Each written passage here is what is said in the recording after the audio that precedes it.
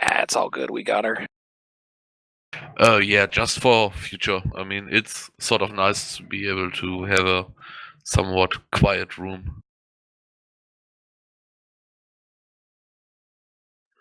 Steel, we are actually out still camping something. If you want to come out and join us, we're in T5ZI. And you can just warp directly to me. I'm linked in the MOTD, but we are sitting here. We have actually managed to get not one, not two, but 3 kills today, which is astonishing because we have never gotten a kill on one of the gate camping fleets before, and we've actually managed to get 3 of them today.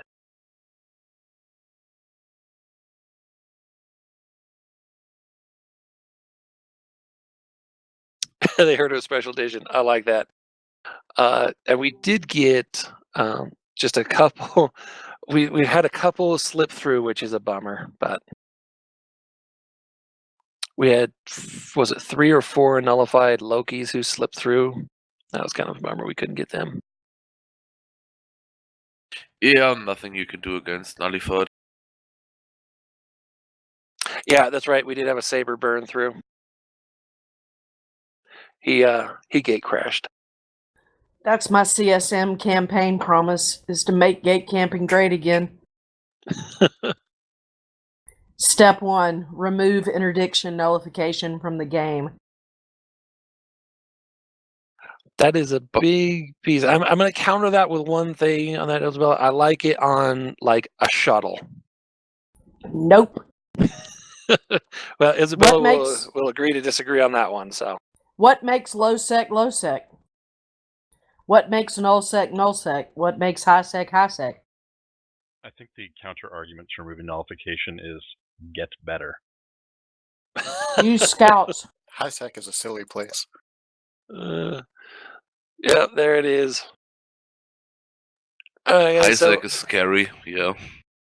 I know if you are coming in just from our last ping for tonight, we've been running the fleet for, how long did we start? We started at 1900, so, and we got 3 more talks for tonight, so we're gonna go another 90 minutes. For those of you who missed the earlier stuff, they've all been recorded. We'll post recordings of all of this, so you guys can hear the earlier pieces from any of the other SIG or squad or group leaders that you've missed on the schedule for tonight.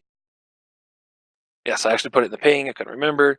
Isabella's going to be doing a Blackops thing here in just a moment. I need to poke paramedic to make sure he's awake, so we'll get a MiniTru kind of a piece. And we've been poking Tony all day, and he's finally just said, fine, just shut the hell up. And he's going to talk about counterintelligence with us today. And then I think I'm going to say screw you all and go have dinner. But, we'll do that a little bit later. So, Isabella, please tell us. Tony redacted, that's good. So, Isabella, please take it away. Tell us about Blackops, and we'll get your recruiting thread linked again.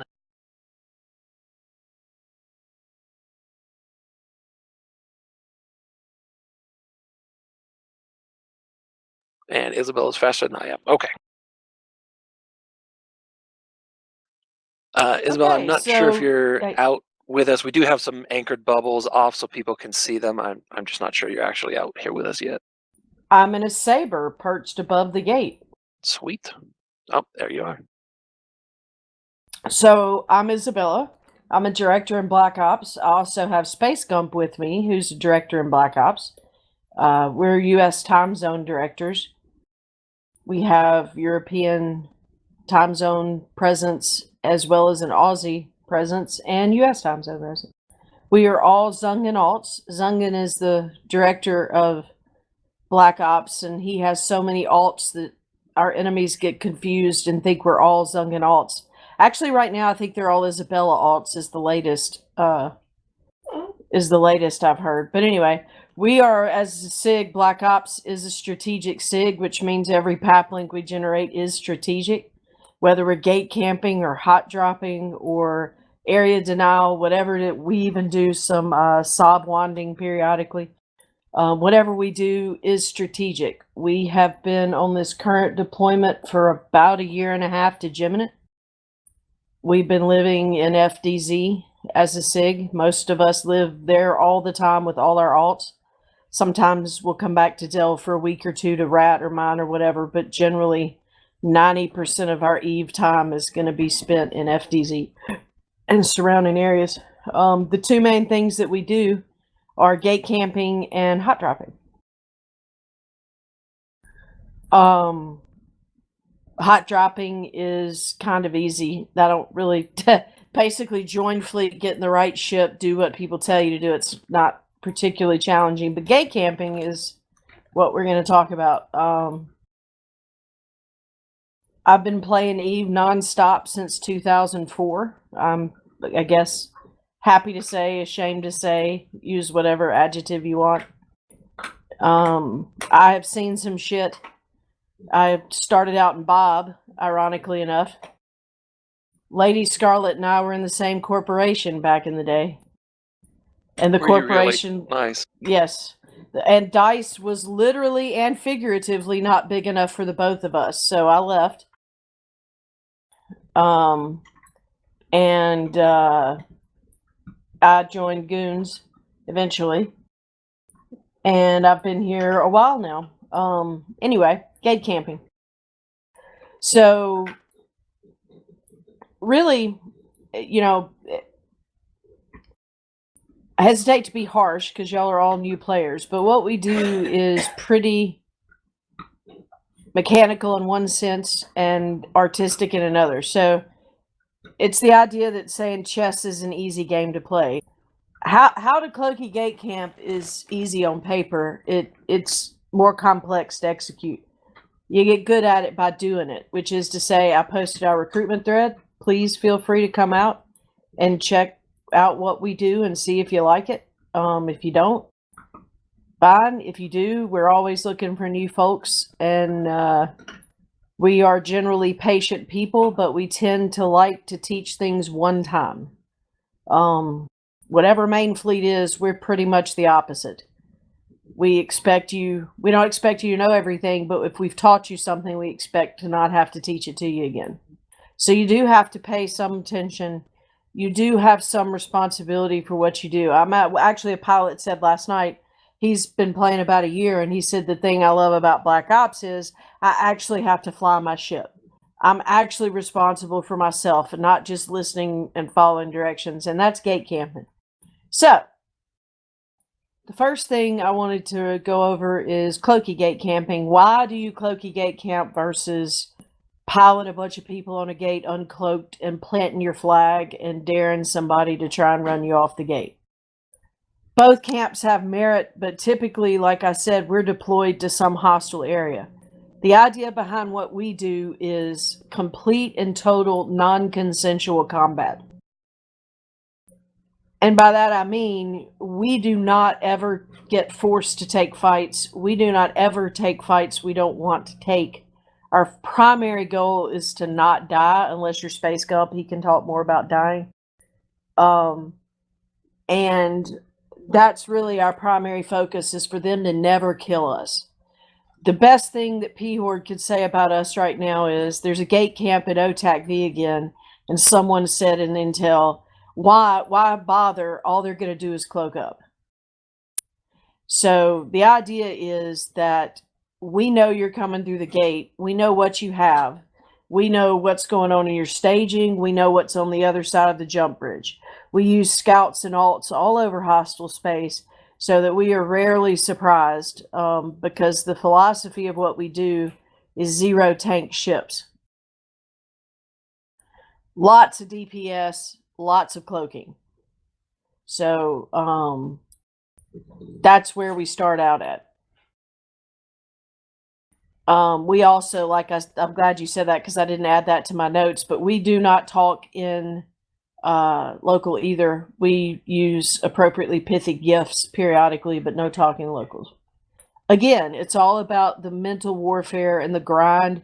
Just like all the people flying around 1DQ annoy you, like they don't make you mad, they don't make you quit, but they annoy you. It's a constant pinprick. It's a constant antagonism. That's what we do.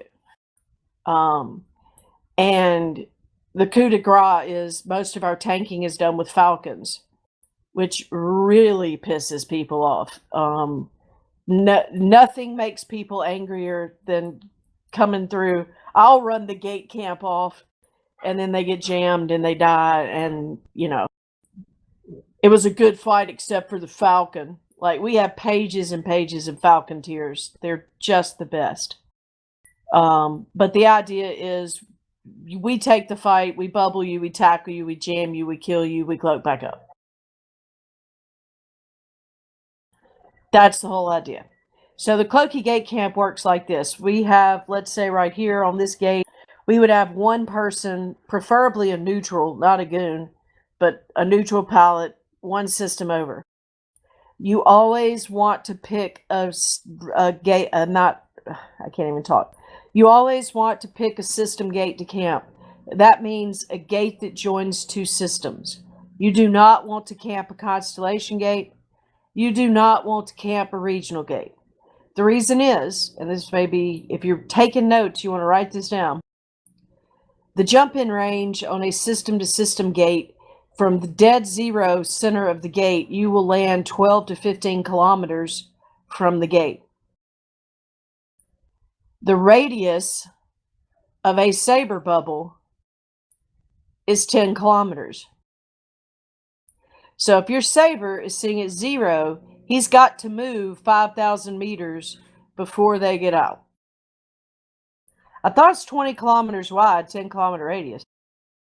Or is it 40? It's not 40 kilometers wide, is it, Amiga? Yeah, I'm pretty sure it's 20-kilometer radius. If they're within 20, I'll get them.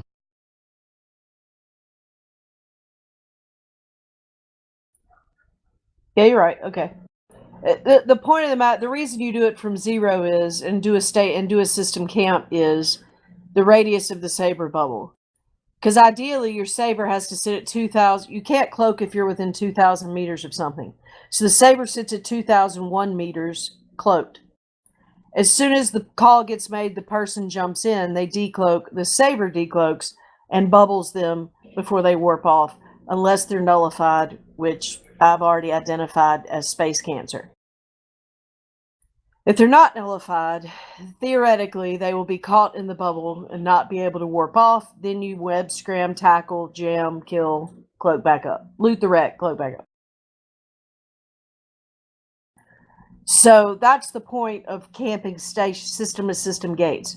When you get into constellation and regional gates, I believe the jump-in range on a constellation gate is 12 to 30, and I believe it's 12 to 40 on a regional gate, maybe even bigger.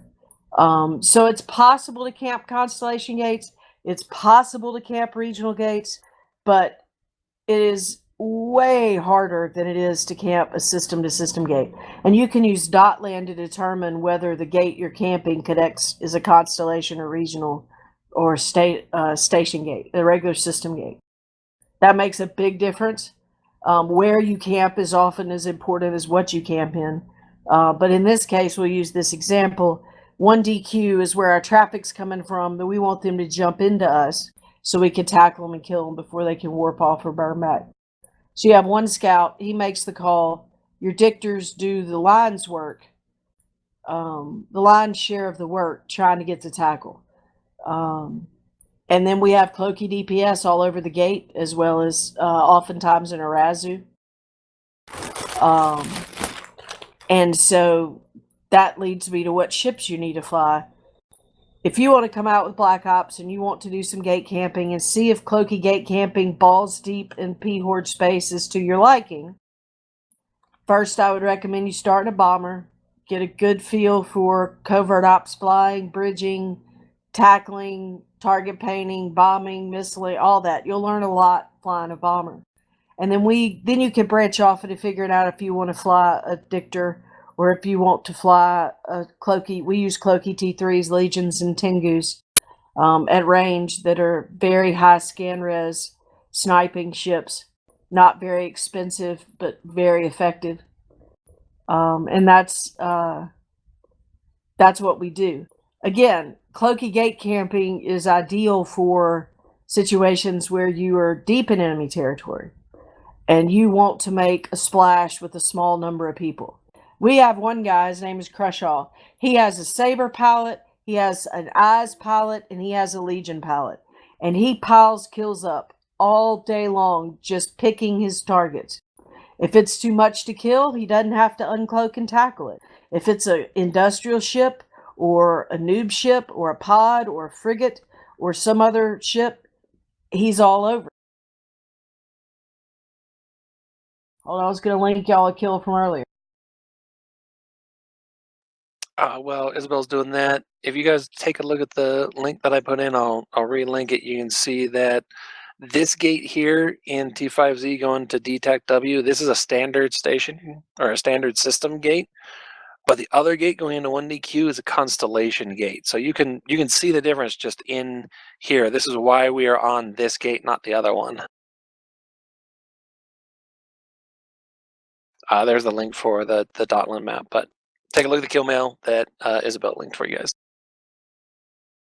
And that's why you do it. Right? People don't read intel. I mean, they are just like goons, except in often cases they're even worse. I mean, I know it's hard, but a lot of times they're even worse than we are at reading intel and following directions. So here comes this NC dot guy carrying his Rorqual out to be fit, and he jumps into a gate camp. And you're not going to survive a gate camp, one of our gate camps, if you jump in a Badger. You're going to have a bad time.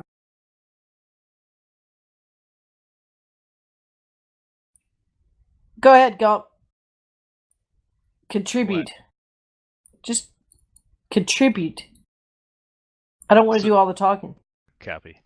So some of the, whenever we're assessing systems and stuff like that, big things we look at are like jump bridge networks, for instance. Where we camp right now with Horde is based purely upon the fact that it is the only link between HiSec and their jump bridge network that there's a vulnerability.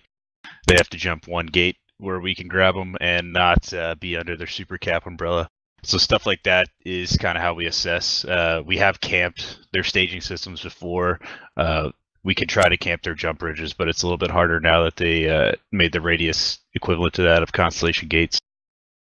The biggest thing about Black Ops is, like Isabella said before, you're expected to think on your own. So if you come up with a new way to do something, you're free to try it out, but realize if you die horribly, you're going to be made fun of and potentially talked to about it. Yeah, there's nowhere to hide in Black Ops. On a gate camp, if you're the Saber and you miss the tackle, there's no, it was that guy. Like, Yeah, everybody's a Saber expert. You are laid bare. You know, if you blap a pod, we're gonna know it because we're gonna see the kill mail. It's not like main fleet or other things. So if you don't thrive under that kind of accountability and pressure, you're not gonna have fun in Black Ops. But if you want to challenge yourself and you want to get better, and you won't, when you screw up, you're not afraid for somebody to say, "Hey, you screwed this up. This is what you should have done." And we're nice about it. I mean, when I came through, they were not nice about it. If you know, we were all terrified to screw up. We would get kicked out. It's not like that anymore. We tend to explain things to you. Now, if I have to explain it to you twice, I'm probably going to get a little crabby. But generally, folks will explain things to you. You have to be very independent in the sense that we're lucky right now because we're in FDZ and we have freighter service and we have a lot of people to help do things. You know, most of us all have suitcase carriers to carry all our ships around in. Just, you know, we do dread drops, so we do a little bit of everything. Yeah, use Gump's freighter service. But gate camping is something we do when we're not hot dropping. We've been camping this one system of Geminate for a while just because, like Gump said, it's really the only decent place to camp. I linked our kill board just in this deployment to Geminate, and this is we lost our kill board, crashed, and we lost half our stuff before March of this year. But just since March of this year, we've killed 2.6 trillion ISK worth of Horde assets and ships, and we're lost probably. That's not a very accurate number because I think we've lost more than that, but probably 200 billion ISK. So we're running at about a 90%, 92% efficiency rate for this deployment just since March. And the So other that's- benefit of Black Ops is we usually get to a war zone first and set up the battle space for the rest of the goon swarm to come in. So we were in the north before the north kicked off with the other SIGs and squads. We were down in Curse harassing the people who would eventually roll up there. So we generally are keeping the pressure on our enemies at all times. And like Isabella said, we are hardly ever not deployed unless everybody just gets super burnt out. We take a week off and come back at it. Absolutely. Yeah, we work hard and we play every day. We absolutely play every day. We gate camp probably 5 to 7 days a week. We hot drop 5 to 7 days a week. We are probably I don't want to insult anybody else, but I think we're probably the most active deployed Sigger squad. I don't know of one that's more active than you guys are right now. So if you want to learn small gang warfare and you want to learn how to gate camp, you want to learn how to decloak things, you want to learn really kind of to be the point of the spear, that's us. As autistic as we are, it's a great place to come learn how to play Eve. Do y'all have Can any I just add questions about? Go ahead. Yeah, you mentioned badges don't get through the gate camp. It's not much of a claim, but a lot of the time the cloaky ships don't get through either. Particularly your cloaky haulers. They're some of my favourites. But any covert op ships, one of the things I enjoy the most about the whole thing is being able to catch those supposedly uncatchable ships. Absolutely. That all comes from having really good decloakers. Elican is one of our Saber pilots right now. He's a director too, and he's a really good decloaker. One of the better ones actually.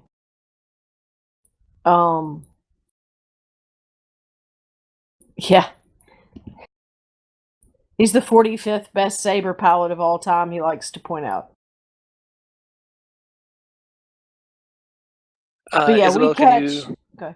Sorry, Go would you talk a little bit about your guys' entrance requirements? Do you have like those kind of specific things? Are we talking alpha pilots? Could those work for you guys, or what kind of pieces do our newbies should be shooting for? Skills, ships, things like that. Stealth bomber. You should probably at a minimum be able to fly a stealth bomber. That's for sure. Cloaking 5 is your friend. You should work toward that. I know that's an esoteric, random thing to train to 5, but it shortens your lock time when you decloak. And that pays a lot of dividends when you're gate camping. We also don't know. I don't know if an alpha would work because our ship of the line is Loki. Oddly enough, Black Ops does not use Black Ops battleships except for transportation. A lot of people show up and say, I can fly a Sin. Finally, I'm going to join Black Ops. And it's kind of funny because we don't use Black Ops anymore. So definitely, if you can fly a stealth bomber, even a T1 stealth bomber, you don't have to have T2 torps. Come out and fly with us. Hop in Black Ops _pub. Gump, if you would put that in fleet, please. Our Jabber channel. That's our public channel. It's going to get pings. Get you come to FDZ. Buy a bomber off Alliance contracts. Go on a couple of hot drop fleets. You'll see when we're going camping. You'll see the kill mails. It's not hard to get up with us and get in with us. Isabel, does Zungan Ops pings go to that Black Ops pub Yes. Jabber? Zungan will ping that channel when we need numbers. We specifically have to ping that channel, but Zungan Ops will essentially encompass Black Ops plus whatever other SIGs are deployed to the area that have an agreement to go on our fleets with Zungan. So like Space Violence, Reavers. Liberty Whelp Squad sometimes, Bomber Wolf. Yeah. I was not aware of the public channel there for Black Ops, so that was a question somebody had earlier on Zungan, so I hope you're still around, whoever asked that question earlier, man. Yeah, that's our public channel. Do you guys generate a lot of ISK doing this? No. Well, yes, Mostly just but for no. the fun? Well, all the loot, we generally give all the loot to Zungan. I mean, y'all have to understand that Zungan is the engine that drives the Imperium. So got- general rule of thumb also is the hunter gets the ISK. So if you join the SIG and you want to make money, go out and find carriers and stuff to drop on, and then you can keep the dank T2 loot that they drop because they don't fit anything fancier than that in Horde. Yeah, generally speaking, if we kill something blingy, we accumulate the loot and give it to Zungan because, you know, if we go out hot dropping one night, we probably easy spend $250 million ISK in fuel. Easy. Wow. And Yeah, so the economic requirement to join the squad is not very high. You just have to be able to fly a bomber. And frankly, bombers are some of the best DPS we have. So it's highly encouraged if you can fly a bomber or a T2 bomber, even better so. And then once you get into the Loki, that's just our ability to hold the field is the use the Loki doctrine. So bombers will give us plenty of punch. You just have to be a little bit smarter about not dying. Whereas eventually you want to work towards the ship of the line. And to make ISK, you know, most of us just have alt spec and delve ratting or mining whenever we need to. yeah, sometimes Orbital. take a break. Like I'll take a week or two off and come back to Delve and Titan Rat. Oh wait, CCP decided I don't need to do that anymore. You could always Yeah. blaze daily. I do blaze. That's how I make ISK now. But generally you guys really speaking, prefer Loki over Tengu? yes, What's the not reason? on gate camps. The On benefit gate of the camps, we Loki. prefer So Tengus and Legions. for ship of the line, we chose the Loki because of the fact that the Loki can fill every role of the fleet. Whereas if you went with Tengus, the logistics for the Tengu would be a Loki. So it streamlines the logistics for the front by making us all trained one hull that can do Logi, it can do the tackle roll, and it can also do the damage roll. I see. Good point. And then our importers just have to import Lokis and Fits. But for gate camps, we use the Legion and the Tengu as our main DPS ships for non-bombers. But you don't die, right? Remember, the whole primary goal here is not dying. So insofar as needing ISK, right? If you don't die, you don't really need ISK.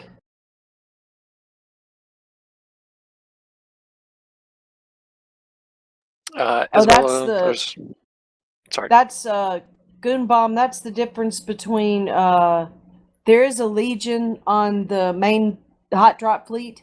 That is a vampire Legion that has Newts and Nos to pull the cap out of Rorquals really quickly. But the Gate Camp Legion is a staple as well. I'll link the Gate Camp Legion.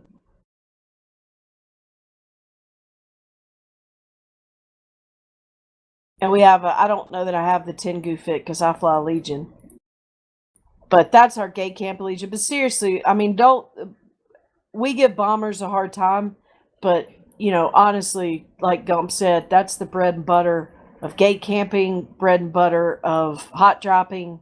If you could fly a bomber, come on out and see if you like what we do. And we'll teach you how to gate camp for sure.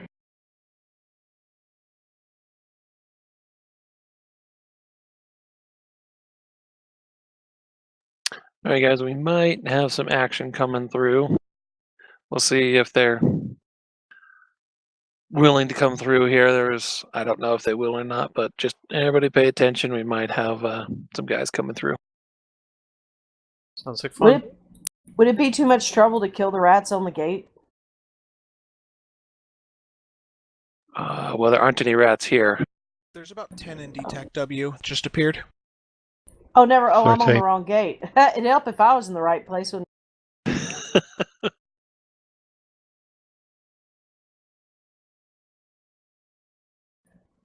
Do y'all have any questions? Yeah, there was one in chat. Jarius, I slaughtered that name. Goddamn, sorry. Asked, what time zones do you operate? We operate U.S. time zone, Euro time zone, some. Tell War. War landing. I gotta stand by.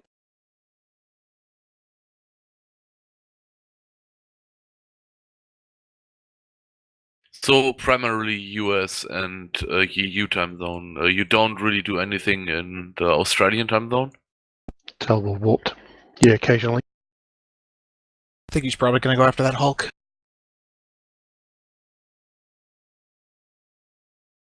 He's off T-scan. AU time zone happens, it's just generally quite quiet. Back on, do you?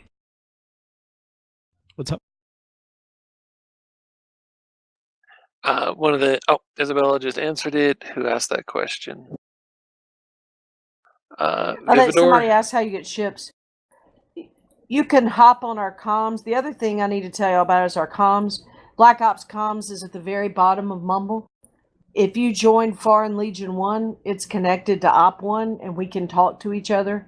If you're not in the SIG, you'll have to join Foreign Legion 1. But jump in there and ask questions. Hey, I just got to FDZ. Can somebody help me sort a bomber?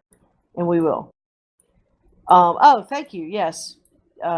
Purchase. So this is good practice for any gate camp, whether it's cloaky, whether it's planting your flag, whatever kind of gate camp. The first thing you should do before you do anything else when you start to gate camp is you need to burn at least 2 perches on that gate, and perches need to be at least 500, 600, 700 kilometers off the gate. Generally above, generally below is your best bet, depending on how the system's laid out and what direction people will be warping in from. But that's the first thing you should do before you do anything else. And if you camp gate repetitively, you should change those perches about every week. Just delete them and make new ones. And then you can warp to the gate at whatever engagement range you want to be in. If you're uncloaked, always be aligned. Always be aligned full speed to something. So if something decloaks right beside you, you just hit warp and you're gone. That's part of not dying.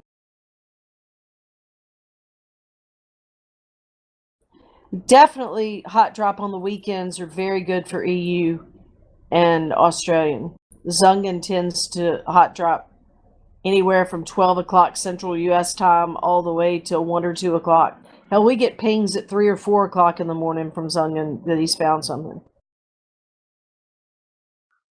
But gate I swear camps, Zungan doesn't sleep. I see pings from him all the time. he's a machine. But I would, gate camps are usually from about 6 to 7 o'clock Central US time zone weeknights till 10, 11, 12 o'clock. Crushall's Euro, and he's been camping our gate 24/7 pretty much.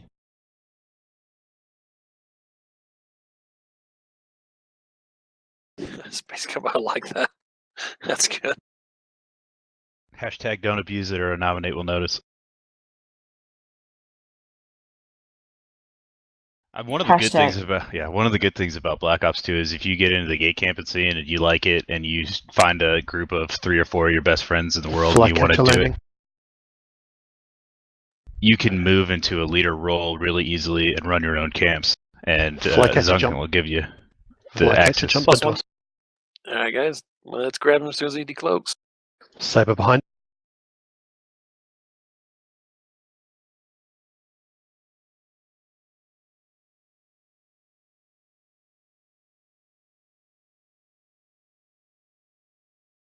Maybe I get to show you all my decloak skill. Yeah. You guys make sure you got Saber drones walked out off. if you've got it. Yeah, this flycatcher's probably going to die, but make sure you got your drones out.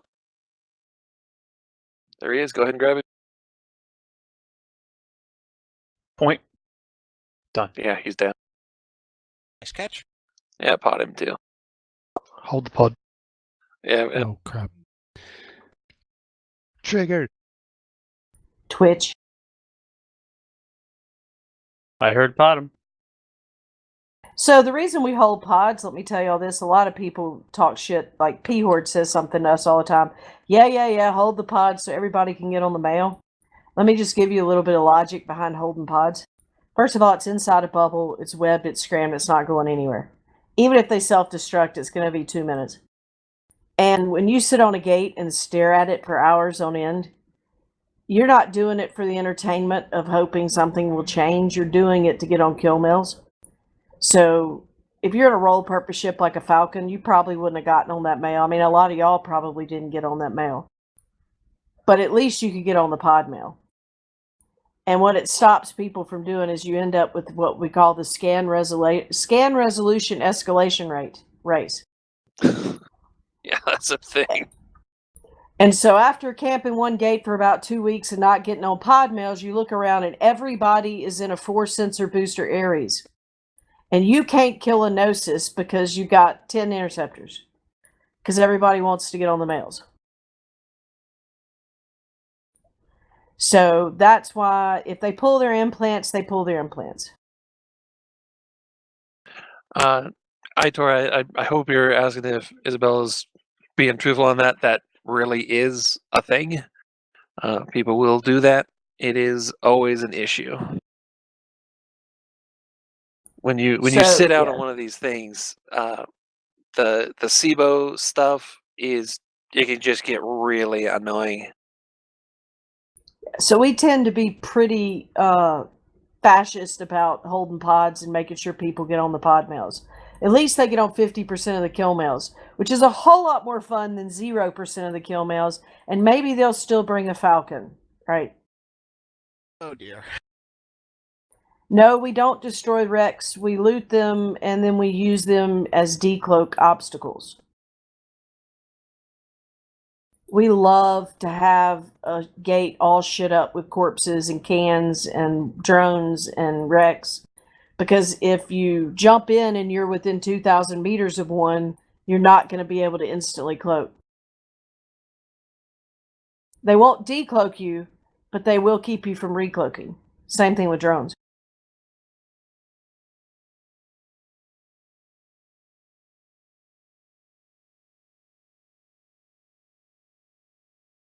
Does that make sense to you guys? What Isabella's saying? That's an important piece on how cloaking devices actually work on your ship versus a gate cloak. Is everybody with her on that? Does anybody have any questions as to what she just told you? Yeah, guys, by the way, Intel's saying that gang is fucking off because we just smashed their dictor. They had a saber as well, but I mean, well, I mean, we got one of pretty the weak. two, so yeah. We should have tried to catch him, Ursa. I want to make a point of this here really quick for anybody who is just unwilling to say they don't know. The decloak range on that object is 2,000 meters. The gate cloak that you get cannot be disrupted, but as soon as you break that or that 1 minute ends, that's the cloak that Isabella's talking about. That one can be disrupted by a solid object. The gate cloaks can't. Just keep that in mind. This is an important piece whenever you're looking at it. Decloak is not 2,500 meters. It's 2,000. Bridge range is 2,500 meters. Yes, and in case you haven't noticed, CCP did a stealth nerf.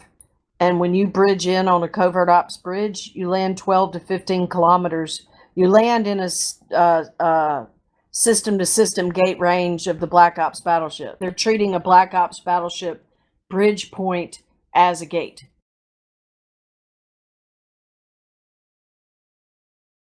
Local, really, Isabel? When did they do that? I missed that.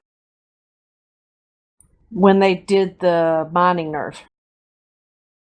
Oh, what a bunch. Cool, thank you. I missed that one. You cannot cloak if someone is within 2,000 meters of you.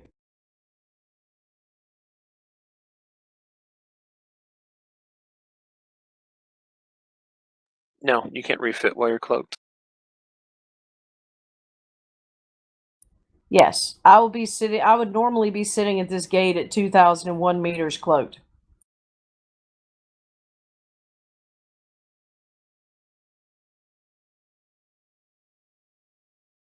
But as it is, I'm sitting here uncloaked at 0, feeling like I'm going to get bombed and die in a fire. Because I'm Another inside a reason. bubble.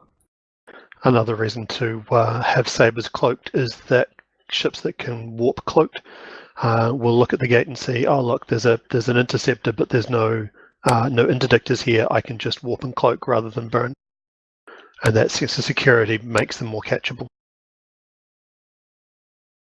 Yeah, that's the point of the Cloaky Gate Camp is they see you in local. They see, 8 goons in local. But they have no idea where you are, and they have no idea what you're in if you're cloaked. And if they're in something that can be caught, and they try to warp off from the gate because they don't see an interdictor, the interdictor can actually decloak and bubble them and grab them out of warp. If they're the right size. You can't really do that to stealth bombers, covert ops frigates, Asteros. Yes, you can. Asteros warp really quick these days, but stealth bombers and covops are catchable. Smaller window, but they're catchable. We typically pre-bubble those. We don't delay bubble them. But most people have not seen delay bubbling work effectively. I highly recommend it. It's a lot of fun because they really get pissed off. Like really, really mad. And I'm sorry to cut Isabella and Space Gump off, but thank you guys for coming out for the class tonight. And I honestly got stuck and I lost track of time too, and we've eaten into a little of paramedics time, so I apologize to him for that. I'm sorry. I missed it too. So any other questions that you all have? They've linked it. Space Gump, can you or one of you guys put in the public channel again, the Jabber channel, please? Go in there, ask questions, go out, all kinds of stuff. You guys can do all those things. And Paramedic's going to talk to us tonight about MiniTru and all the fun kind of psychological ops that those guys do. Paramedic, I'm sorry we ran over your time. We'll take it out of Tony's chunk. He doesn't care. So. So thanks, Isabel and Space Gump, for coming out for Blackops. And Paramedic, please take it away. Tell us about MiniTru and what do you guys actually do?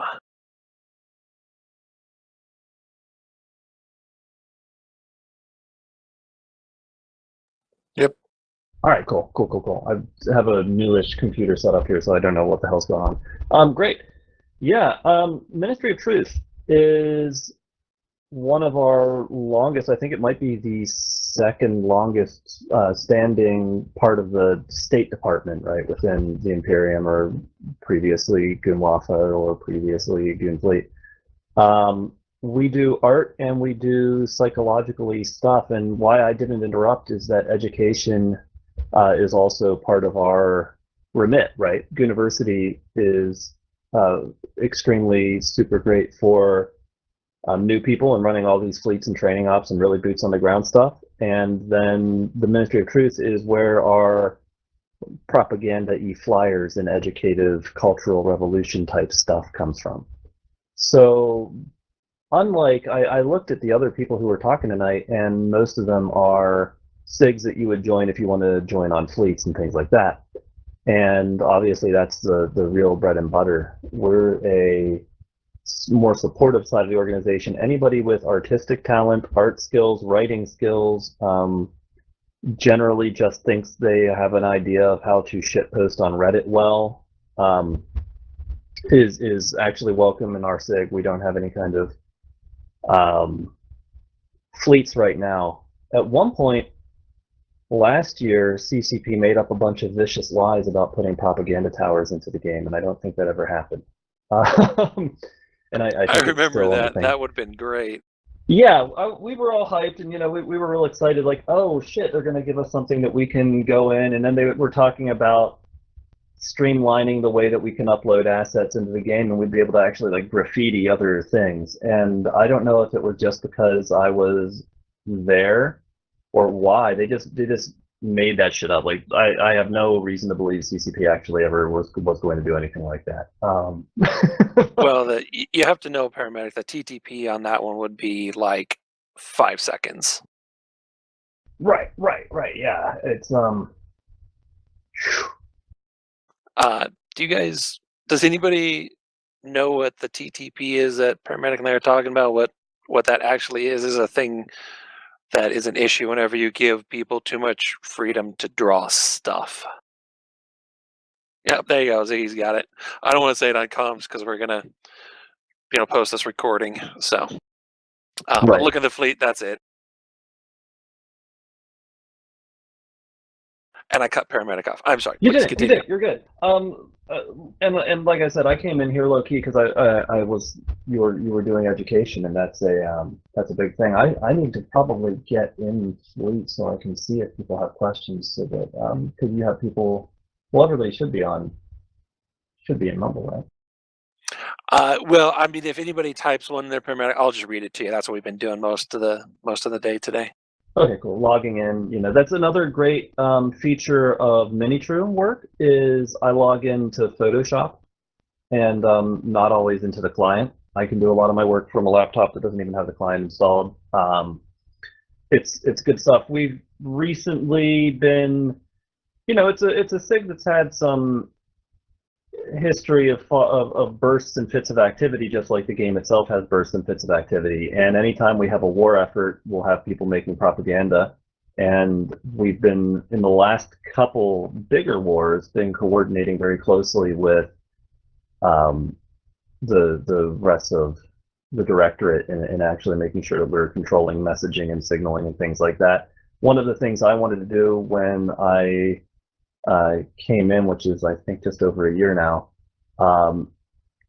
is being Fox News, right? We have Imperium News Network, but believe it or not, INN is actually like fair and balanced. Like it actually does try to make an effort to not be straight propaganda. And when I was an editor there, I'm still an editor there, but when I was doing that more actively, I tried to change that up and make it a little bit more of a mouthpiece and emphasize some more of our folks.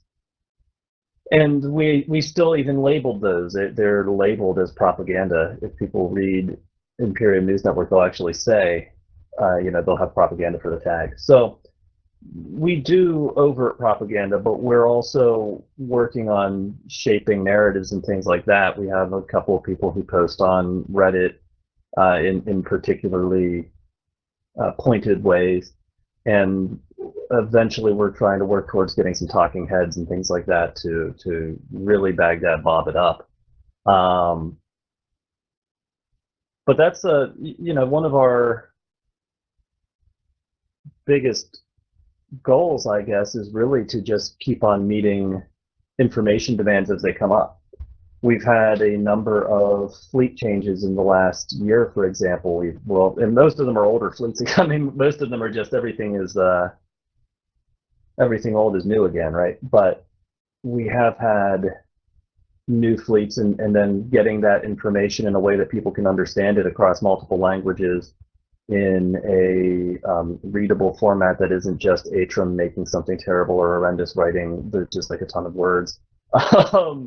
Is a challenge, and that's part of what we do. So really, writers, artists of all sorts, animators, video editors, particularly vocal talents.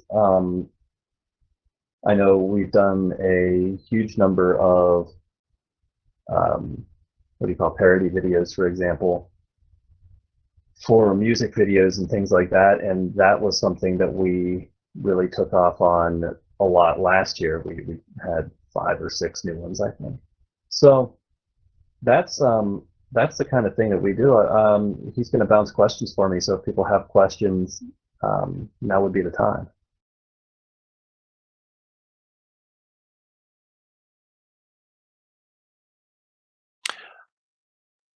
So on the piece you guys have got, Paramedic, if somebody wants to join MiniTru, what are the steps? How do you join into MiniTru and get involved in what you guys are doing? Wow, looks like you planned these out and had ideas of what I was supposed to say, and I didn't prepare in any way. So the MiniTru is a generally open SIG to anybody. If you're in this fleet, you're probably eligible. We don't have any kind of length of service requirements, although I do vet people to make sure that they're not, coming in on their 15th alt that just joined yesterday or something like that. The main way to join would be first to go to the recruitment forums. We have a thread there. Already linked.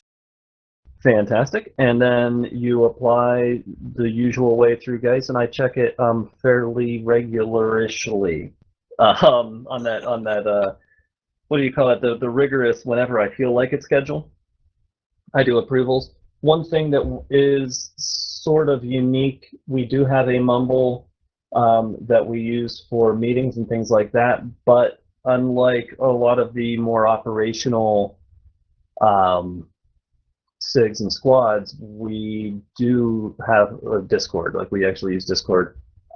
We also use Jabber, but we mainly use Discord for art stuff because it's so much easier to just throw images up into Discord than it is Jabber. Jabber is absolutely mission critical to our success. There's a reason why we're still using this protocol from a million years ago, and I'd be a horrible information spokesperson for the Imperium if I said something like, wow, Jabber is 15-year-old technology and a 12-year-old solution to a problem that is, Jabber's actually really good, and it's actually really secure and lets us do what we need to do without the problems that Black Hand would have talked about before, for example.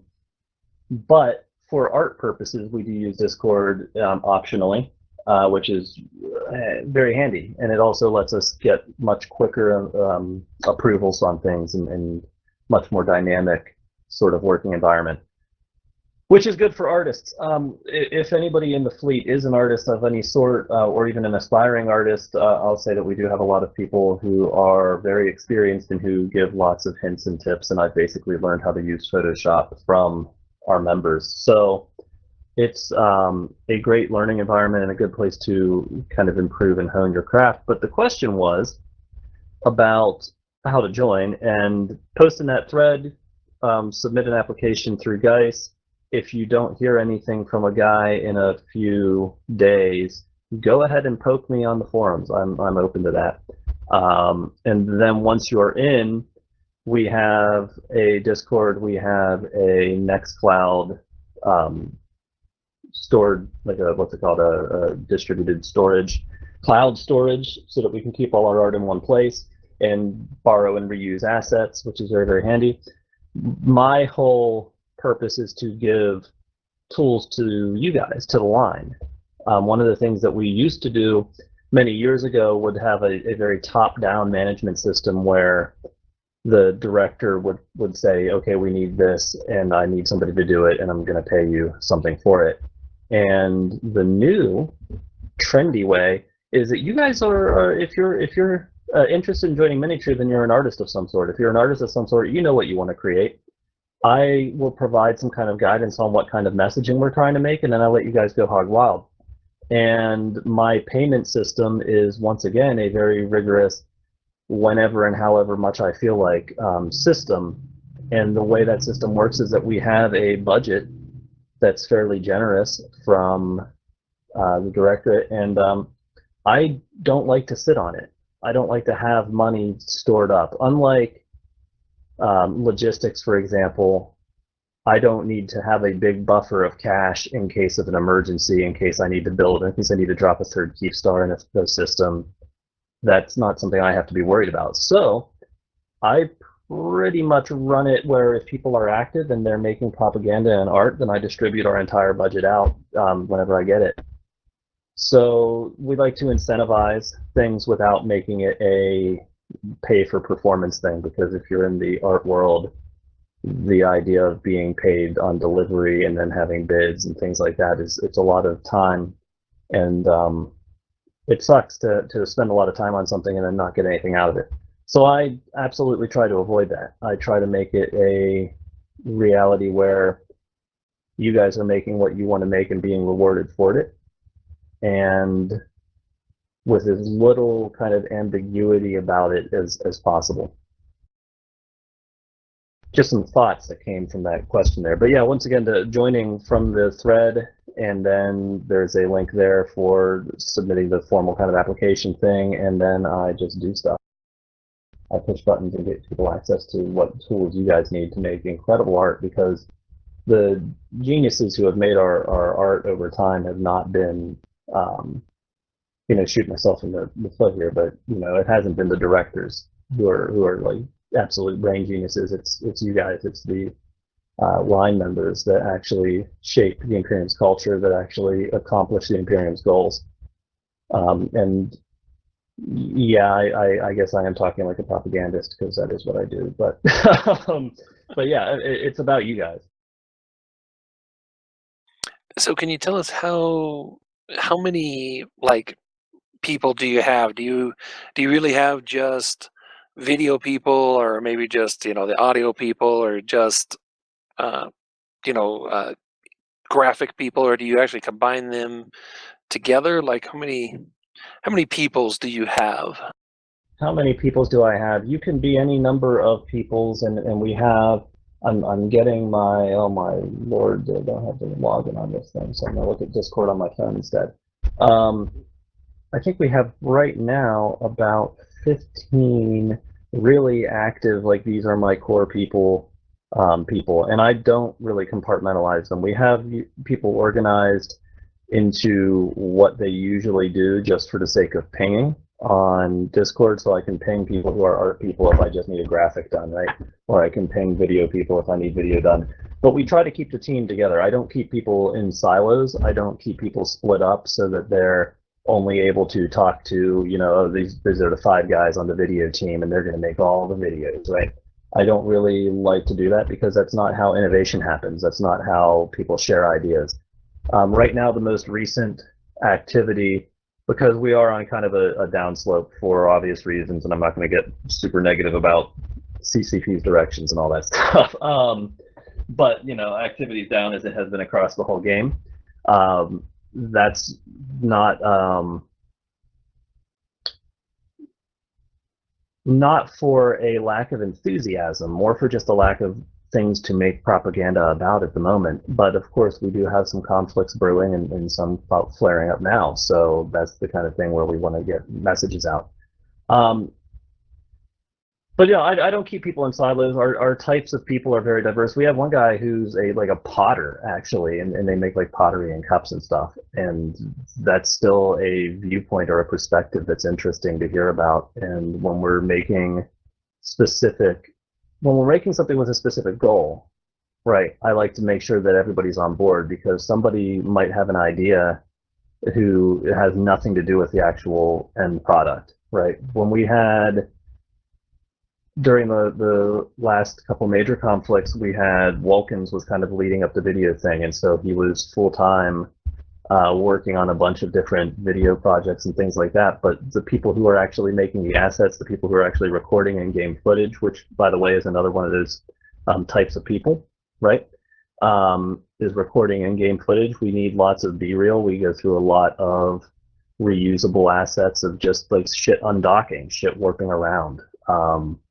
There are guidelines and rules and ways that we record those things in an OPSEC way or in a usable way so that everybody can use it. And we have all that stuff kind of in our little sub-forum of propaganda where we can say, okay, record like this.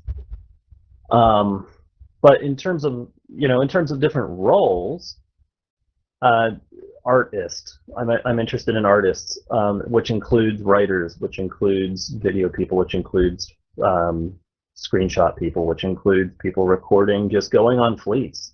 You can be a huge benefit to us just by knowing how to record in a way that is OPSEC secure and that makes good, usable, beautiful footage without like the mouse hanging out right over your ship the whole time and things like that. Writing is another big one, and if you're a writer, I'll get you looped into INN also, and then you can get paid per article there and help us kind of shape that narrative in a way that is fair and balanced in our favor. So that's something I like to do.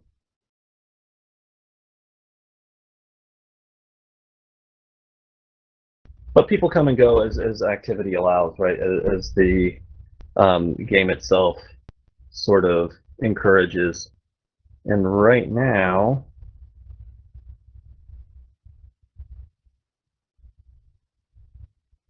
Yeah, right now we've got 8 online and 3 directors hanging out in our Discord. So that's and they're all your faves.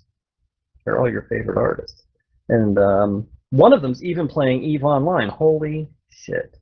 Voice actors. Somebody's in the fleet even listening to this, listening to me make a damn fool of myself. Yeah, voice actors. Very useful. If you have a voice that sounds good, a voice that you think people might like to hear, or a voice that you hate and want to inflict on others, we can use that. We can record with that. We can work with that. If you can sing, you're a huge asset. RMT wants you. We basically, most people have a talent that we can exploit and use to make our enemies cry and to make our own people laugh, and they don't even know it.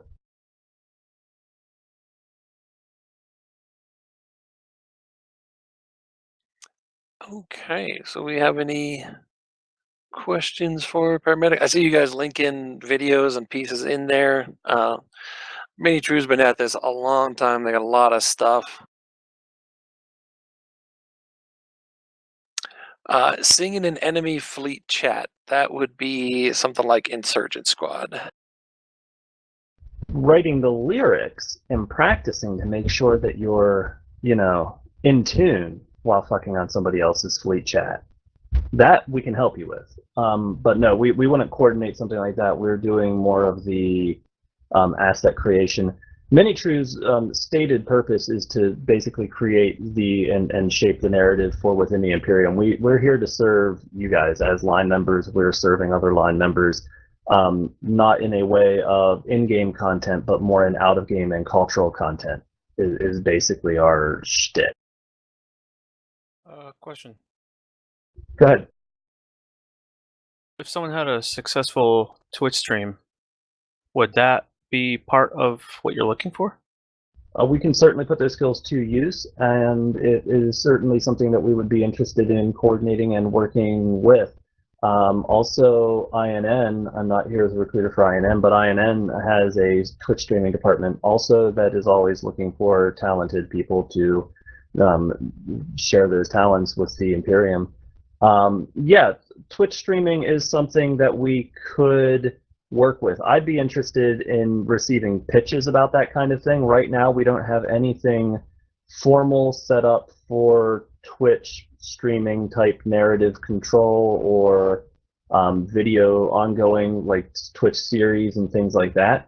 But it's certainly something that I would be interested in humoring or making into a reality if I felt like it had a lot of potential, a lot of promise. People who are very successful on Twitch usually have a lot of skills that they're not necessarily considering their main thing, right? And so these are talented people who can help with a lot of other things. In the past, I have learned that it's a different skill set doing live video versus pre-recorded video. And so it is something that we can work with and then play around with. But certainly the raw charisma it takes to be skilled, to have a successful Twitch stream is always something we're interested in. I'd never say like, oh, don't bother. We don't do Twitch, right? like yeah, absolutely, yes. We're very interested all the time in that kind of thing. I understand. Thank you.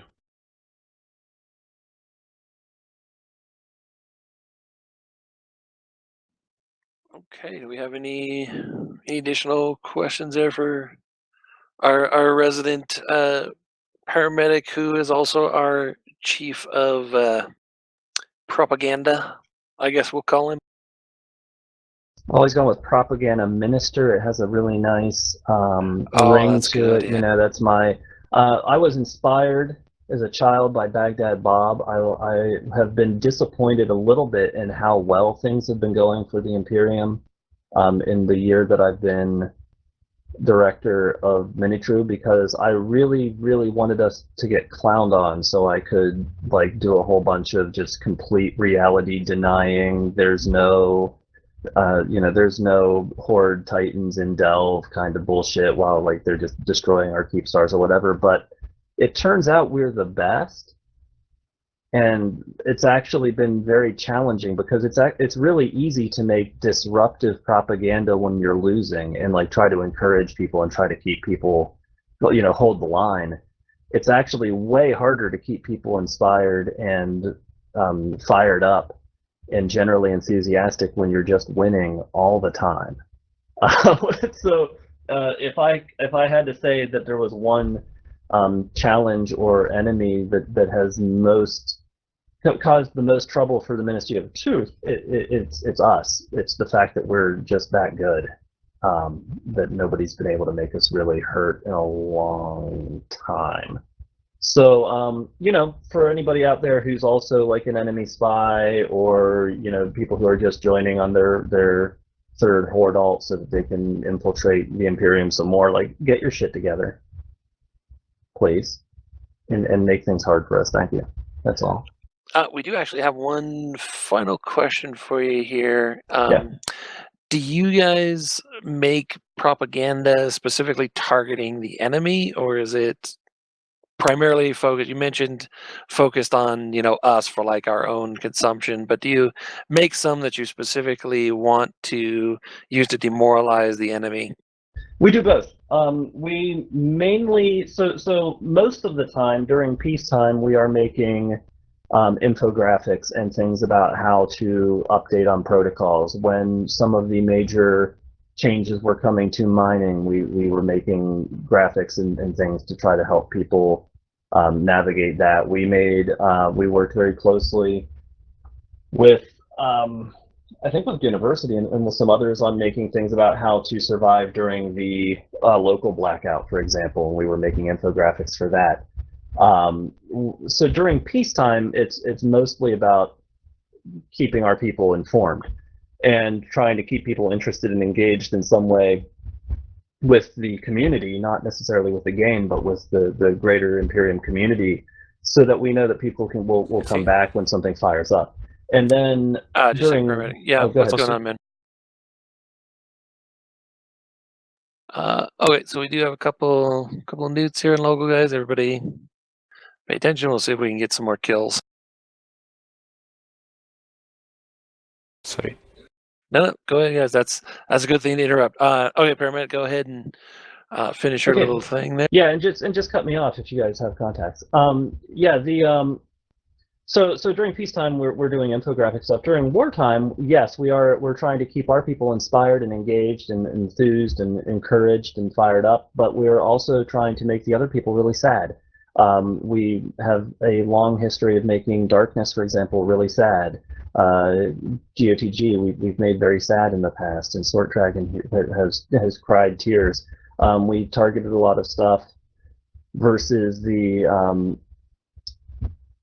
cowardly redocking episode at Emotac, and so these are, we're doing both. We want to both encourage our people, but we also want to make the other people really sad, and those are things that we post on Reddit, and we have people with lots of karma who can afford to take lots of hits who will post things to Reddit if people are afraid for their Reddit accounts for whatever reason. We've got people already who have big buffers who can afford to take karma hits by posting shit about Test, for example, or Horde or whoever. So we do try to make people really sad. We have been running kind of the Reddit narrative for a while, and it used to be Test, of course, and now we're kind of better at shaping things than they are. So yeah, the short answer there is yes also. And now I think I've consumed my overtime, so if there are any other questions, you can always, my DMs on the forums are open, and if you can catch me on Jabber, I'm full-time dad at home right now, so sometimes Jabber is a little dicey, but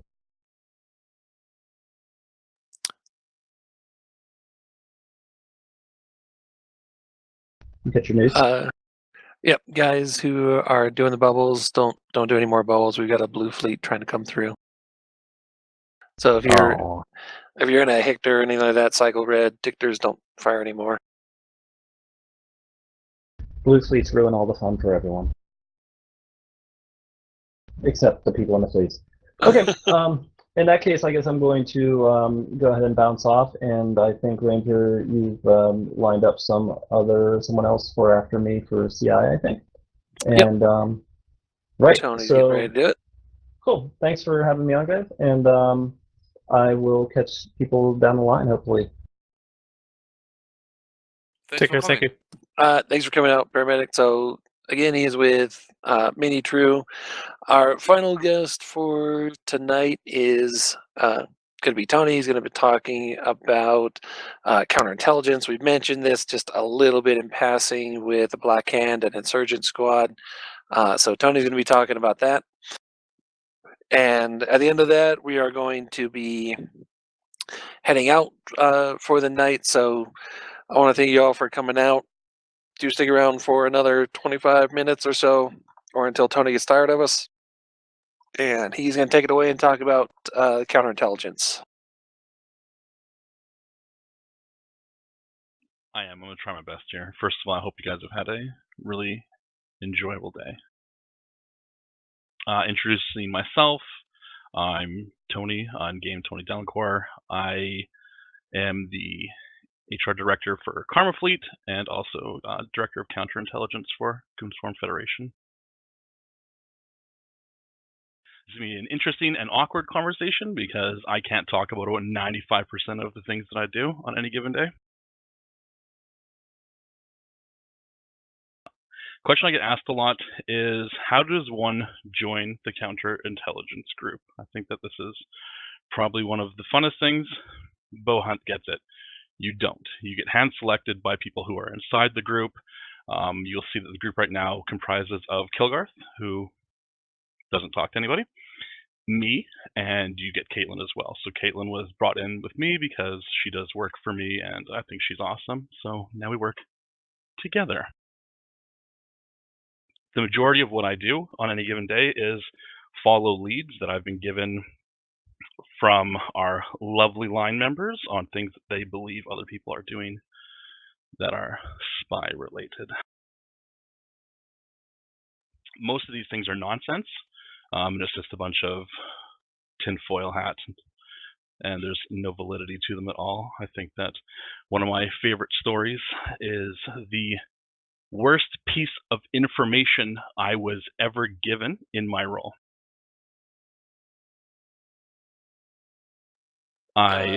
Tony, you should take a look at Broden's link there. I have a feeling that's going to dovetail really well with what you're about to say.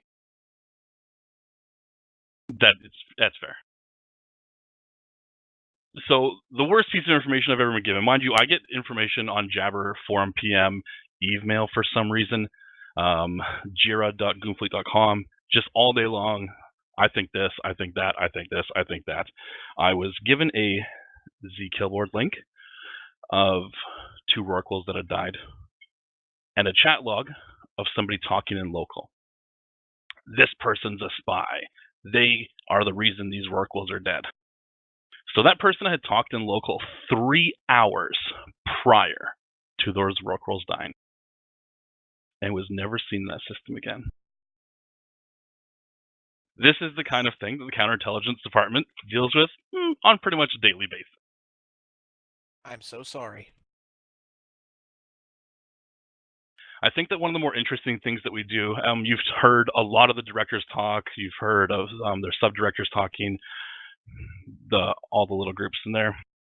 One of the biggest things that we do as a group is anytime somebody is up for promotion inside their squad to a more trusted position, I'll use recon as an example. So you start as a scout and you do scouts, and then you move into recon. But before you're allowed to move into recon, the recon directors say, Tony, is this person allowed to join recon? And I do my background checks, and I approve or deny somebody being allowed to move up into those roles.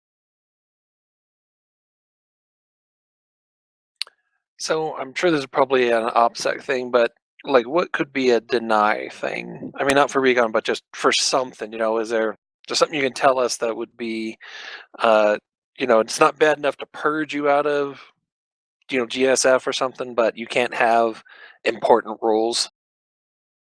I think that one of the things, it depends on the group realistically. Let's say CD is a great example. So for CD, if I see that you're somebody who has a history of not being professional or lashing out or something like that, then obviously you're not going to be somebody that's going to be good for representing the alliance as a whole if you're somebody who just flies off the handle.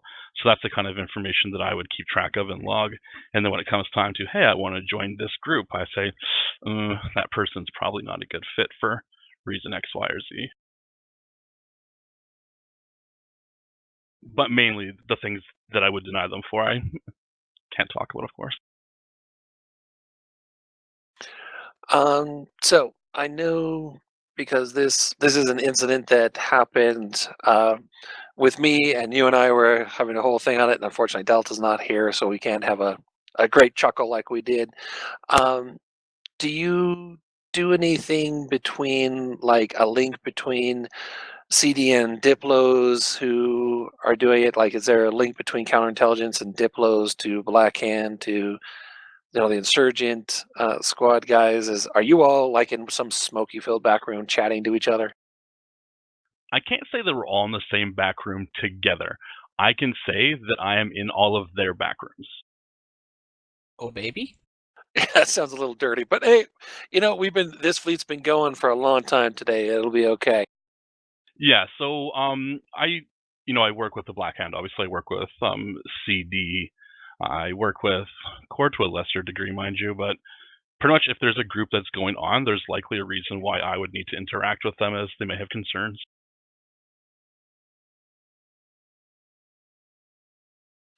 Gugam, you're more or less correct, but that's why I've actually made 3 recordings today. So I've been cutting them at about 2.5 hours.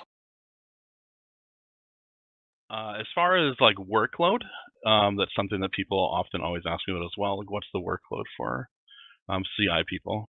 So I have a full-time job, and I'll be at work and have to like stop what I'm doing for about 20 minutes, 30 minutes to actually focus my attention on dealing with something that's happened to the space tribe, because your guys' fun and safety is the most paramount thing.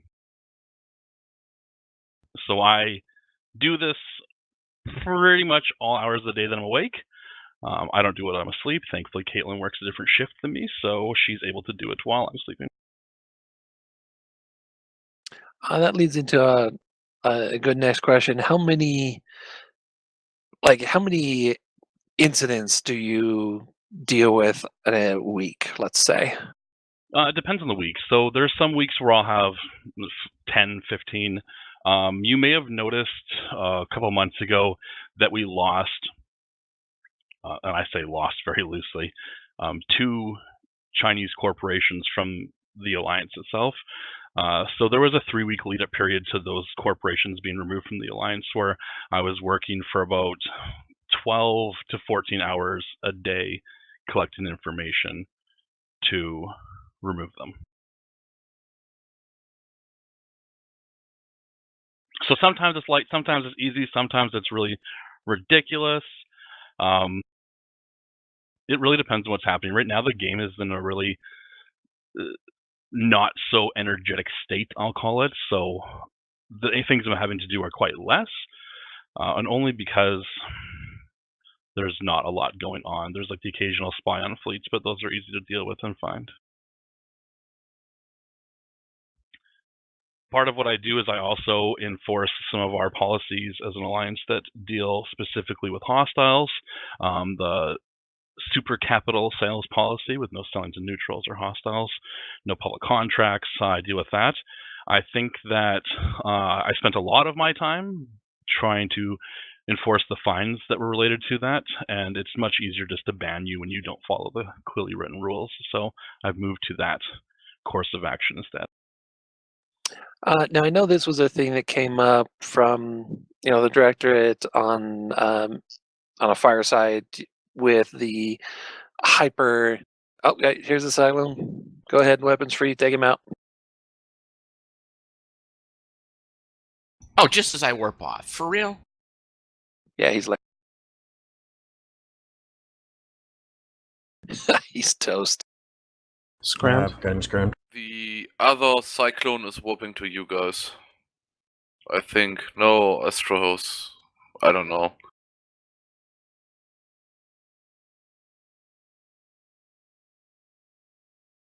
Guys, hold his pod. Everybody just use Ewar on it. Just hold his pod. Let's see if we can bait them in to try and save him for some weird freaking reason. Hold the No, pod. the Ewar one only. cyclone is killing an Vexor and the other warped to Astros. Well, hold the pod for just a little while. You were on. Yep. Somebody's shooting it though. No, don't shoot him. Don't shoot him. Just webs, scrams, disruptors. Maybe somebody's drones are doing it. Stiletto, he's going to get through.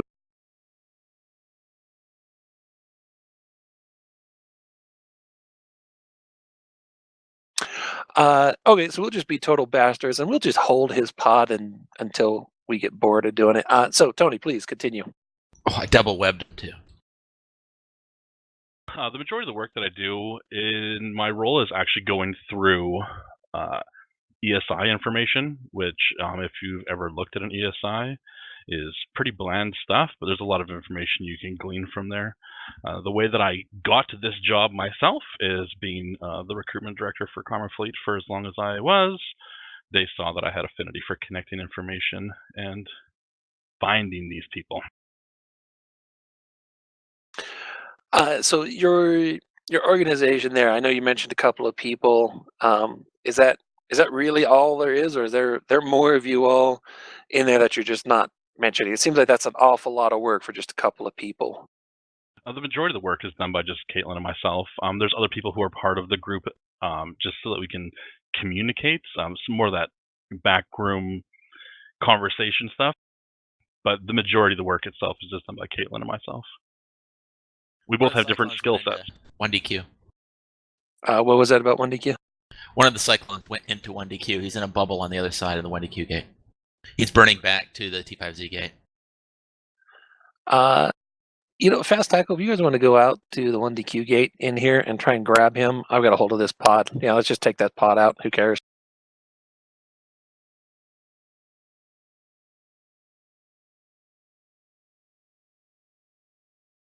Considering my Gnosis fast tackle, because I went in on the kill.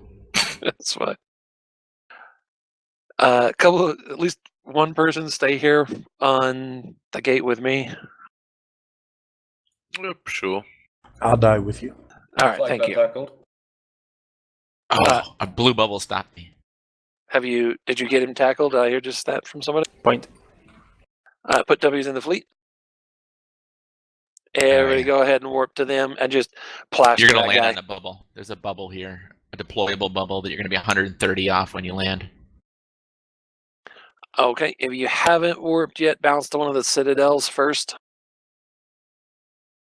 If you haven't warped out there, bounce to one of the citadels first and then go in. Once you guys get him down, don't save the pod, just get rid of him. And then come on back to the DW gate.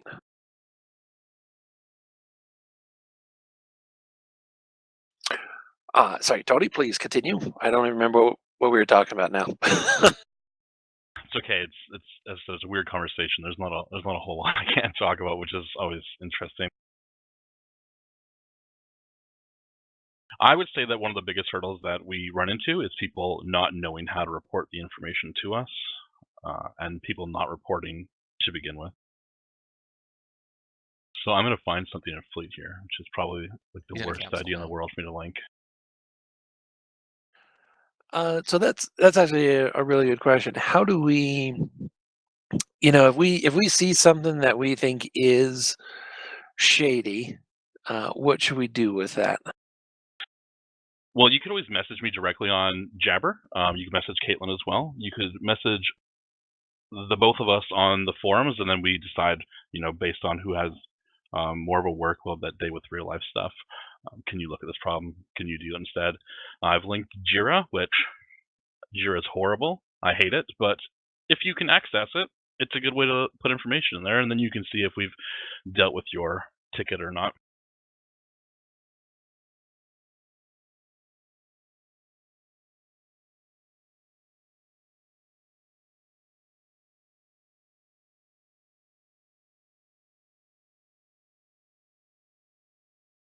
Sorry, I said to read something that was actually in Jira. Funny timing.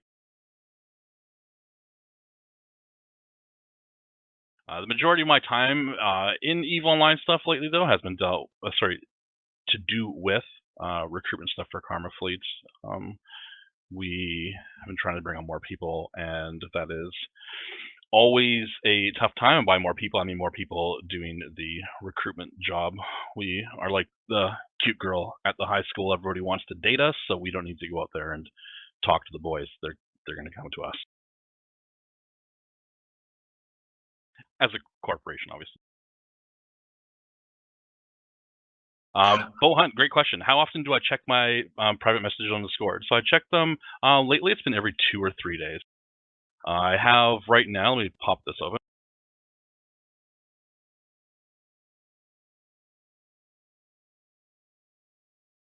Our website's very slow. I have 2,429 conversations in private message on our forums, so I do check those quite often, or else they, pile up like a motherfucker as it is. That's crazy. So let's say that we see something, we send you a message on it. Do you follow up with us with a resolution on it, or is it like the black hole? Here's something, and then maybe we hear somebody got kicked and maybe nothing.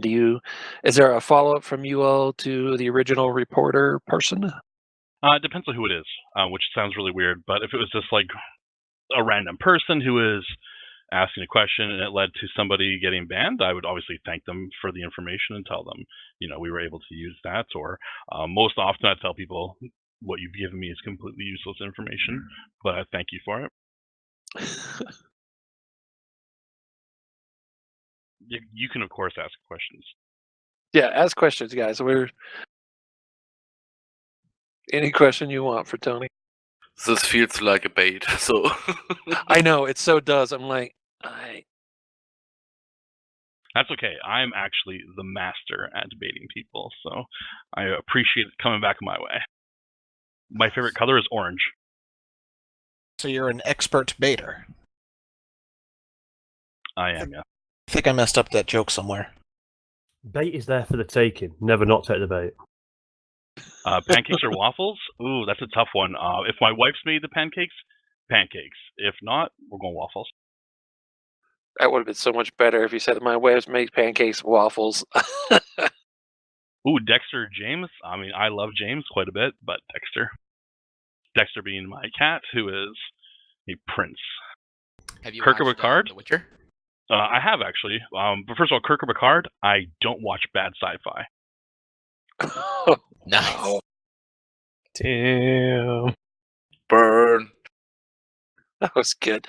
And I want you all to know I have that recorded for posterity, him saying that. So Why is there a blacklisted person posting in the Karma Fleet forums? So he he sold his character, and I haven't got him a name change yet because he's pestering me about it, which is really annoying. I did blacklist his new character, though, because he wouldn't shut up, so I can't tell you. Because it is after Christmas.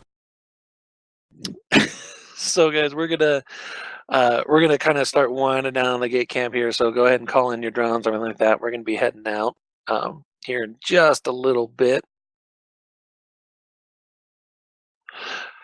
Any more questions for Tony about CI that he probably won't be able to answer? I'll answer them to the best of my ability. I just need to think out my answers, which is usually not my style. Usually somebody asks a question and I have an answer right away, but yeah. CI is definitely not Black Hand. It is the complete opposite of the Black Hand, where the Black Hand infiltrates other groups as spies. We, as counterintelligence, catch the spies in our group, and we ban them from our group for them to have to make a new spy. The work. Digi was CI. And Digi did nothing wrong.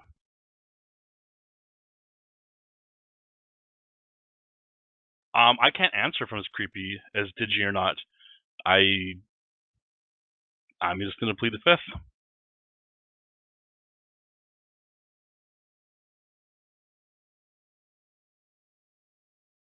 My answer to that actually is that while I may or may not be as creepy as Digi, I don't think that there was anything wrong with what he was doing.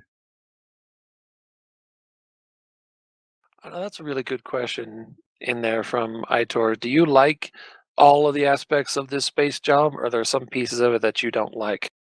The one thing I don't like is that sometimes it's just such a consumption of time, and I get given a lot of information to deal with that's really, like, it's hard to grasp. Like, there's a lot of times where I'll get, like, a lot of FCs. Love the FCs. But I will get, Tony, there was a spy in my fleet. Perfect. What information can you have me? And I get a list of 200 people in their fleet. One of these people is a spy.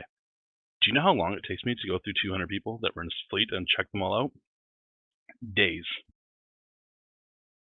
All right, guys, go ahead and align to 1DQ. Just align for 1DQ right now. Tony, Itor was saying that he guessed that you have tools to help you out, right? I do have tools that help me out. The biggest one is my brain. I said I'm able to connect data and see things for what they really are. Things that I like about my space job, I'm really big on the community itself. I've only been a member of the Alliance for 3 years, but to me, there's nothing more important than you guys having a good, enjoyable play experience. I may not be playing as much as I have in the past 3 months. I decided to go to Vegas in 2017 after only been playing for a short while. At that point, probably less than a year. And I met some really great people and some lifelong friends, and decided that it was well worth my time to invest to protect everybody's ability to have fun. At the expense of my sanity.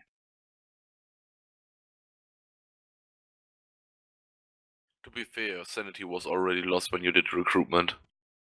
Yeah, that's like the part of my space job that I hate the absolute most with recruitment is dealing with impatient people. I think it's lesser now because I've told off enough people in the Alliance. The other thing that I hate, like more than anything else, is people who feel the need to tattle on each other for the most mundane of things. Like, this person has a super contract up. Let me tell you, I have a tool that notifies me of every contract that is made in Delve. I won't lie about that. When a super comes up, it tells me. I don't need random Joe Schmo, very famous Reddit guy who I can't remember the Reddit handle of. Stain guy, that's the guy. Stain guy. I don't need him telling me every day, super contract from this person, super contract for this person, super contract for this person. You guys don't need to play police, man. Be nice to each other, love each other, and, you know, you don't need to tattle. I'll figure it out on my own. Well, I was just about to warp the fleet, but somebody just fucked that up. So, You're stopping all my people. all right, guys. So I think we'll call it a night there. Tony may stick around for a little bit. We're not gonna kick you guys out. I'm gonna relink one more thing here. That is the master thread for all the classes that we do at a university.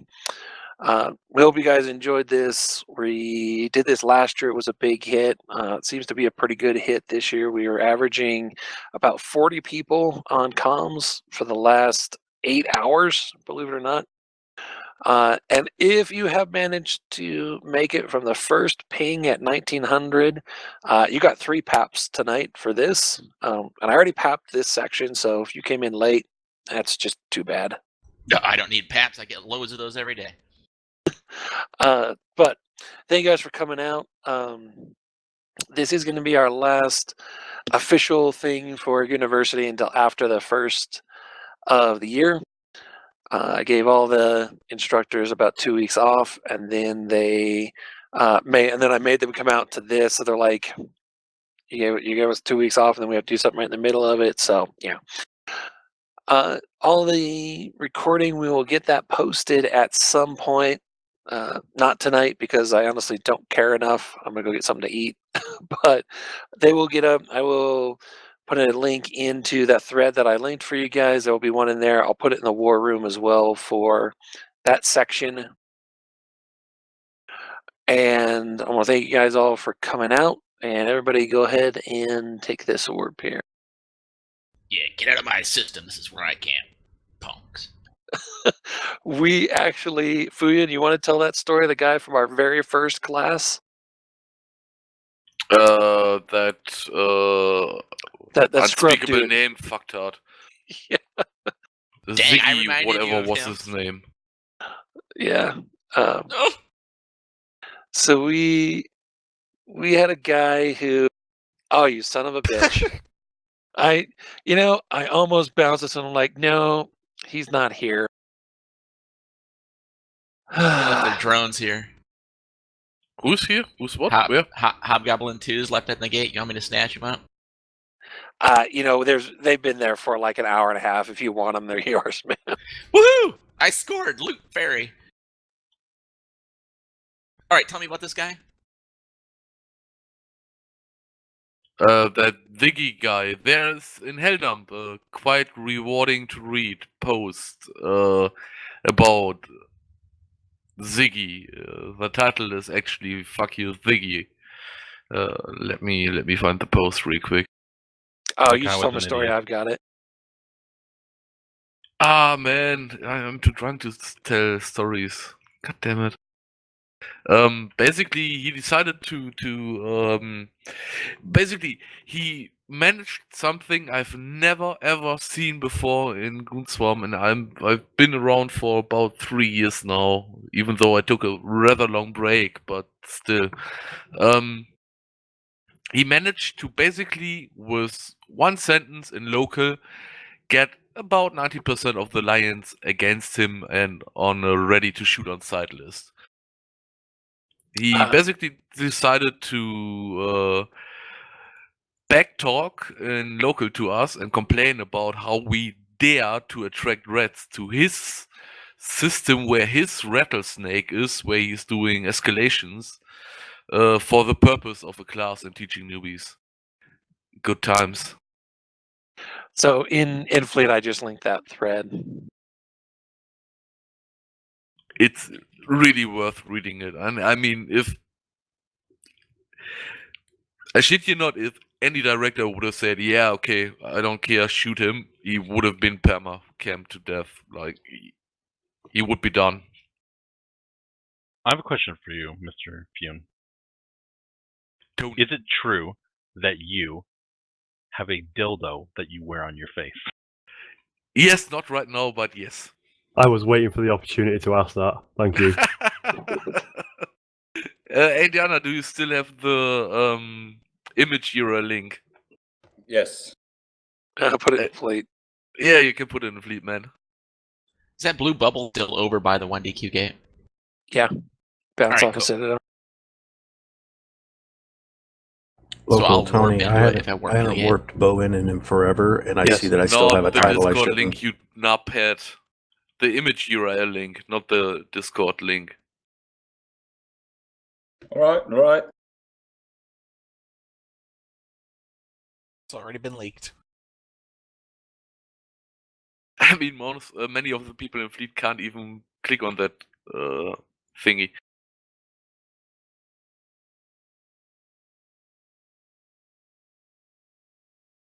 Oh dear, that's special looking. Is that a dragon in the poster behind you? That's what you focused on? The dragon, not the big dick on his face? Oh, Yeah, it's some artwork from, I don't know what her name is. I like it. The painting. Yeah, of course. It the took you too painting. long to say that, man. Nobody believes you. Basically, that was my Christmas gift from Adriana. Because apparently I sometime in the past said that I wanted to have a dildo for Christmas. I must have been blackout drunk because I honestly can't remember for the life of me, but okay. I mean, you do tend to drink, so it's possible. I might have a slight drinking problem. I only killed 1 bottle of rum and 2 liters of beer tonight, so I'm fine. I haven't hit anything I wanted to say sober so that I didn't say anything stupid. I realized that you guys are recording. I was like, oh shit, here we go. Notorious shit talker. I was like, yeah, I'm gonna say something dumb. Well, I'll tell you what, Tony. I'm going to turn off the recording so you can say whatever stupid ass thing you want, and then nobody will have a record for it. He's lying. Hold on, let me find the record button. No, I promise. I turned the recording off. You